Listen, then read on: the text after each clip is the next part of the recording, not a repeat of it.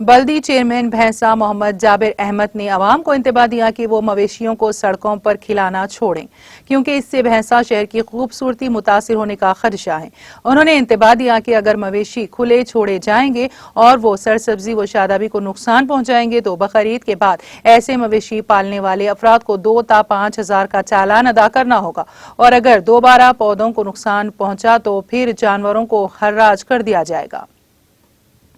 मैं वैसे कि आवाम से मैं गुजारिश करता हूँ कि जो रोडों पे बड़े जानवर होने दो, बकरे बकरियाँ जो भी है,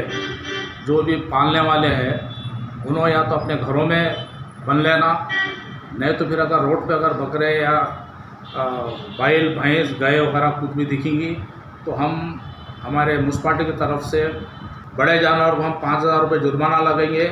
और बकरी के को 2,000 रुपये जुर्माना लगेंगे। क्योंकि आप लोगों का भी फ़र्ज़ है,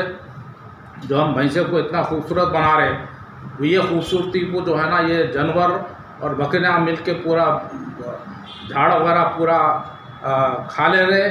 और मैं बार बार आप लोगों से रिक्वेस्ट कर दूँ, जो भी बैल भैंस गाय और बकरियाँ पालने वाले हैं वो अपने अपने घरों में इनको ले जाके बनना।